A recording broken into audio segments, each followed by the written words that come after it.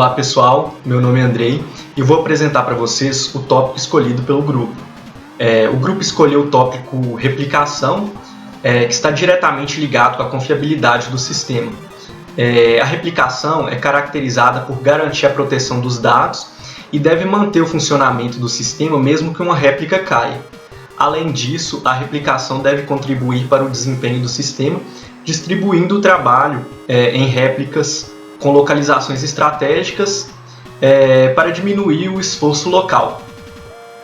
Ela também pode melhorar os problemas de escalabilidade, pois quando as cópias de dados estão mais próximas do processo que estão operando, há uma redução no tempo de acesso. O maior desafio, então, da replicação é garantir a sincronização entre as várias réplicas, pois sempre que uma nova cópia é modificada, é necessário atualizar as réplicas. Agora, falando um pouco sobre o problema de sensoriamento para análise de palinologia, o sistema é composto por várias estações de sensoriamento com coletores que se comportam como uma estrutura de sensoriamento localizado, ou seja, para cobrir grandes áreas são necessários vários coletores de informação. Para que essa informação seja analisada, é preciso concentrá-la em uma base de dados que possa cruzar eventos de todos os sensores de área, e cada sensor se comporta como um microserviço de coleta de informação, onde os eventos são enviados a uma base e periodicamente um processo central irá processar e cruzar as informações de região. Dentro desse modelo, cada estação de sensoriamento é um processo com seu processador e memória local, e cada uma delas está atualizando a sua cópia local, que corresponde a uma réplica. As cópias locais são enviadas da forma mais crua possível ao processo central, que no caso é a API, que irá pré-processar o evento e replicá-lo e replicar a cópia no banco. Toda atualização em uma réplica local deve alimentar e atualizar o processo central de forma a garantir a consistência da replicação. Agora com relação às dependências.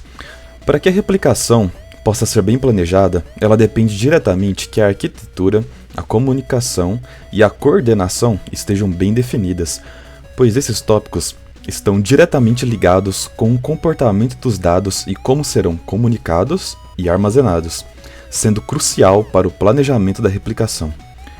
Após a definição da replicação, outros tópicos importantes precisam ser definidos, como a tolerância a falhas, que já é um dos pontos trabalhados dentro da replicação, e a segurança da aplicação, já que agora é aberto novas brechas para que o sistema funcione da maneira esperada. Olá, eu sou Gabriel Arrigue e venho aqui falar da importância da replicação no projeto de sistema distribuído. Então, qual que é a importância da replicação para o desenvolvimento de qualquer sistema distribuído?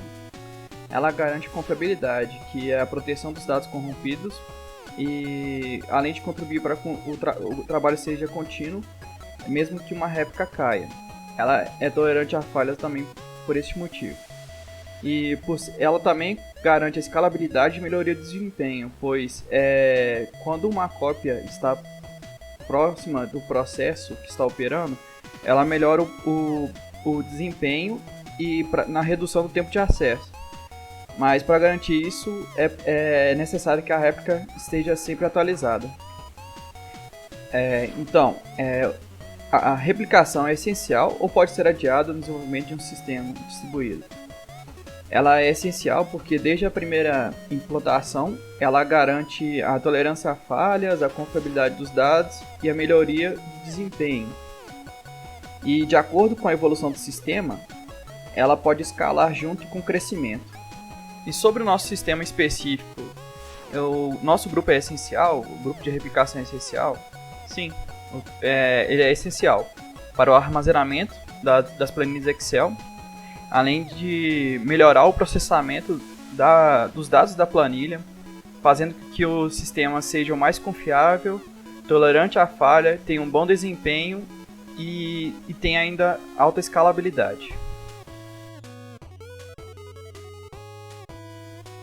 Agora irei falar da relação do nosso tema de replicação com o segundo tópico escolhido, que foi Scrum Master. A relação entre replicação e Scrum Master está na divisão das tarefas e o contato com os stakeholders. Ou seja, o Scrum é uma metodologia ágil que a gente pode utilizar no projeto, por exemplo, dentro do grupo de replicação, para o acompanhamento de atividades e reuniões com os stakeholders. E fazer com que isso seja feito de forma ágil por cada parte do acompanhamento das atividades de todos os grupos, não só de replicação, mas também com todo o conjunto do nosso sistema. Para nossa implementação, a gente quer utilizar o Elk Stack. O Elk Stack é um conjunto de projetos, né? Todos eles são voltados ao processamento, armazenamento e visualização de logs, que são basicamente eventos. A gente consegue enxergar cada registro de um sensor como um evento, né? Então, se a gente abstrair isso, no final das contas, o que a gente está fazendo é basicamente gerenciar logs. E a Elk Stack, ela nos garante toda uma expertise já do projeto relacionada, né, ao processamento de logs. Então, a ideia da gente utilizar o Logstash ou algum serviço semelhante, no caso, para poder fazer o processamento, né, desses dados recebidos. Eu vou mostrar mais ali para frente, do ponto de vista de arquitetura, o que a gente poderia estar utilizando. Aí a gente utilizaria para armazenamento uma estrutura de Elasticsearch. Hoje a gente já tem serviços de Elasticsearch prontos, a gente só teria que configurar. E para visualização, né, para criação de dashboards, a gente consegue usar o Kibana. Com o Kibana a gente consegue personalizar widgets, personalizar modelos de visualização, todos consultando os nossos dados. Então a gente consegue criar gráficos, a gente consegue listar tabelas, utilizando, né, consumindo como base os dados que foram armazenados. Então, só para contextualizar, né, como que ficaria a nossa stack. Onde que a gente consegue introduzir a replicação dentro disso? Justamente nos nós do Elasticsearch. Então, a gente consegue replicar, né, o serviço que a gente estiver utilizando no Elasticsearch. E aí a gente teria 2 nós ou mais, né? Mas no caso aqui, para simplificar, vamos pensar em 2. Esses nós, eles teriam shards, que seriam como se fossem fragmentos do serviço, né? Como se fossem instâncias do serviço. Esses shards, eles processam parte do nosso armazenamento total da rede. E aí a gente teria essa replicação ativa no nó que não está no nó subsequente. Então, no caso aqui, no shard A, a gente tem a replicação do shard A no nó B e a replicação do shard B no nó A. Tudo isso aqui seria gerenciado por qualquer serviço de roteamento. A gente chama de load balancer, né? Esse serviço ele é responsável por distribuir a carga entre os nós que a gente coloca disponível para ele, e todo cliente passaria por ele como se fosse uma espécie de ponte para poder chegar em qualquer um desses serviços. É importante que isso seja feito dessa forma, porque qualquer serviço que ficar fora do ar ou qualquer coisa relacionada a problema de sobrecarga, ele vai saber gerenciar da mesma forma, porque essa é a função dele. No caso aqui, a gente sempre precisa ter um shard principal. Esse é o shard que vai retornar as informações. No caso aqui na ilustração a gente utilizou o shard A. Ele vai retornar essas informações para qualquer serviço de visualização ou qualquer outro serviço que precisar consumir os dados. Então, a fins práticos, o que a gente pode utilizar e o que a gente provavelmente vai utilizar são serviços da AWS para poder aproveitar, né, de todo um código pronto que já existe na internet, que eles já oferecem. Primeiramente aqui eu queria apresentar o CloudFormation. Ele é um serviço em que você consegue desenvolver arquiteturas em nuvem, e essas arquiteturas elas são autorreplicáveis e elas fazem deploy automático, né? Então ele gerenciaria todo esse processo. Ele não é obrigatório, tá aqui, ó. Ele não é obrigatório, mas ele é interessante para a gente poder, precisando, né, ter novos núcleos de processamento desses dados, a gente facilmente conseguiria replicar toda essa estrutura em uma nova nuvem, né?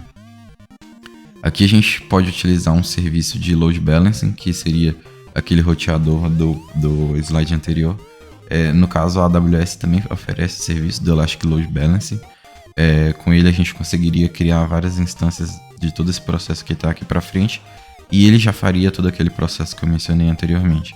Então aqui, por exemplo, para poder receber esses logs, para poder fazer o fluxo de stream, né, que é receber esses logs e encaminhar, eles estão usando esse serviço chamado Amazon Kinesis.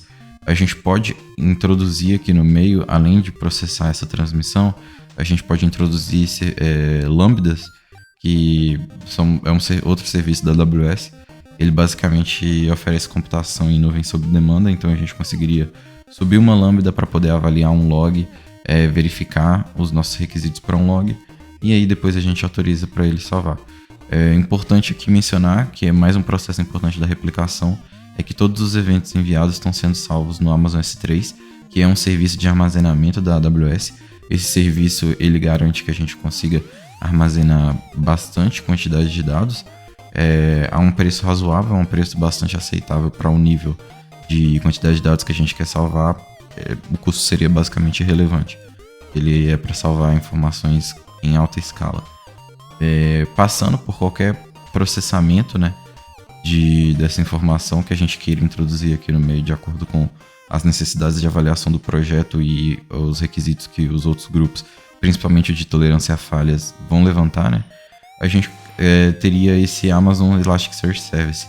Esse serviço hoje ele não chama mais Amazon Elasticsearch Service, ele chama Amazon OpenSearch Service, mas ele continua funcionando do mesmo jeito, que ele é basicamente essas instâncias do Elasticsearch.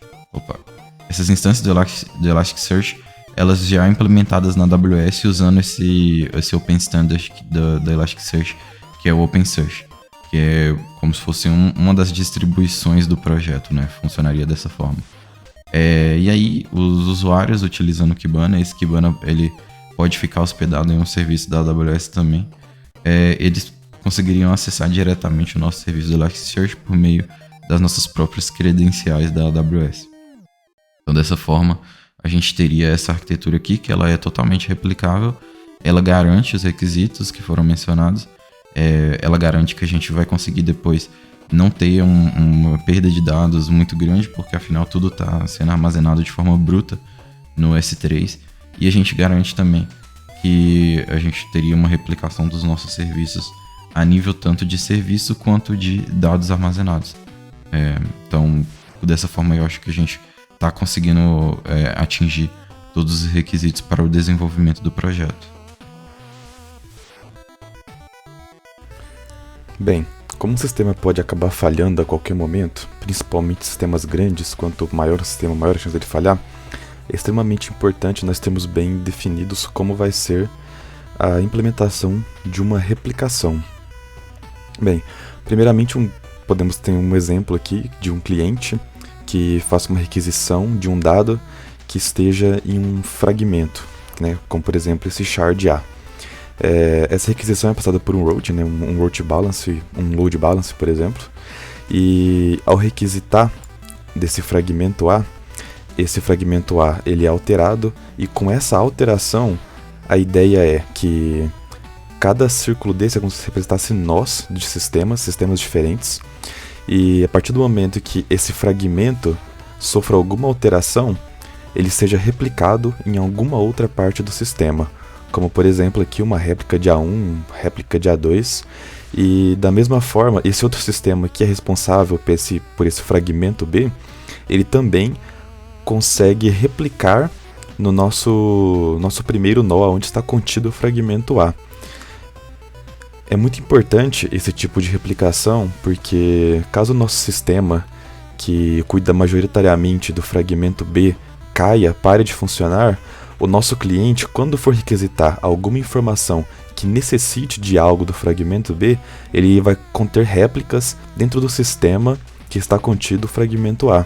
Sendo assim, ele vai conseguir ter uma aplicação mais disponível, graças à replicação dos dados.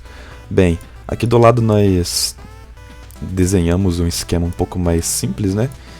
Que mostra simplesmente um sistema completo, como um cluster, e aqui dentro nós temos dois nós, Dentro de um nó, a gente teria o fragmento A e o B, e dentro do segundo, o C e o D. E em ambos nós temos todas as replicações desses fragmentos.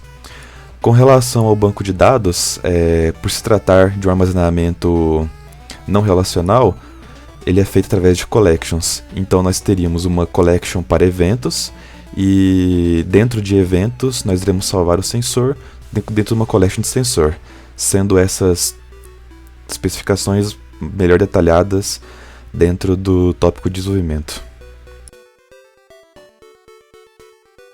Bom, primeiramente eu acho importante deixar claro, né, que o Elasticsearch ele utiliza de um armazenamento que é NoSQL, então ele não seria uma base de dados relacional, até por isso a estrutura, né, da base de dados ela vai ser relativamente simples. Então a gente precisa só realmente do mínimo necessário para poder garantir aquelas questões de replicação que a gente já levantou anteriormente. Então aqui a gente tem as collections, né, que é dessa forma que as bases no SQL são organizadas. Então a gente teria uma collection de eventos e uma collection de sensor aqui que foi criado mais como um auxiliar, e que eu acredito que será utilizado pela equipe de tolerância a falhas, né? Então vamos lá, pensando na collection de evento, a gente precisa apenas dos campos primordiais de qualquer evento no SQL, que seria um created at, que guarda pra gente basicamente o momento que aquele objeto foi criado, né, na coleção, e o updated at garante o armazenamento do momento em que aquilo foi alterado pela última vez. Então é importante a gente ter isso. Além disso, a gente teria um timestamp, porque esse timestamp aqui ele é um campo que é enviado a partir do sensoriamento. Nem sempre a coleta da informação ela é realizada no mesmo momento em que aquilo vai acabar chegando no nosso serviço e vai ser salvo na base de dados. Então é importante a gente guardar esse timestamp, que com ele a gente consegue recuperar o momento em que o evento foi gerado e não o momento em que ele chegou à base de dados. Além disso, a gente consegue guardar aqui um array de pollens. Ele pode ser um array ou um objeto, né? Mas o importante é que ele deveria guardar cada um daqueles tipos, né, de pollens da tabela. Além disso, na tabela a gente tem um total também, que é basicamente o acumulado, né, de todos os tipos de pollens. Então a gente poderia guardar isso em um campo separado também, né? Seria um campo numérico. A gente também pode guardar o local. O local, você poderia utilizar flags, né, para os locais. Eu acredito que é a melhor forma. Então o local seria uma string, né, com flags específicas que a gente coloca o nome para esse local. Além disso, na tabela, né, fornecida, eles também armazenam qual que é o responsável, né, por aquela medição. No caso aqui a gente pode utilizar o IAM, né, que seria o código daquele responsável, o código interno de um administrador do sistema. Então todo usuário do sistema tem esse código único daquele usuário, e para isso a gente pode usar o IAM, que é um próprio serviço da AWS também, que também dá suporte a esse processo. Além disso, a gente pode aqui, opcionalmente, mas como uma questão de segurança, guardar uma referência para o sensor utilizado naquele momento. E aí na collection do sensor, eu coloquei um exemplo simples aqui, que seria o identificador desse sensor. A gente pode criar um sensor, por exemplo, se o sensor é distribuído por local, a gente pode utilizar o próprio local como parte do hash, né, para esse ID único por sensor. O local que aquele sensor está atuando. E aqui eu coloquei um health, que seria um valor numérico de 0 a 1, seria um valor percentual, né? Que é só de um exemplo de como a gente pode utilizar essa estrutura de dados para poder guardar informações de segurança. No caso aqui, ele estaria guardando qual que é a saúde daquele sensor, né? E aí a gente poderia posteriormente criar todo um serviço que avalia e dá uma nota para a saúde de cada um dos sensores que a gente está utilizando. Algo nesse sentido. Agora irei explicar o Kanban do nosso grupo, que é da replicação. Aqui no backlog nós temos 3 atividades, que é estudar o funcionamento do Elasticsearch, montar o banco de dados e discutir desenvolvimento. O que está em progress, são as atividades que nós estamos fazendo, que é essa atividade, atividade 2, e a atividade da documentação do projeto, do sistema inteiro. E o que já foi feito, né, a parte do Doni, foi a montagem do diagrama do nosso grupo, o levantamento das tecnologias que nós iremos utilizar e uma reunião geral que teve junto com todos os integrantes de todos os grupos no dia 2 de dezembro.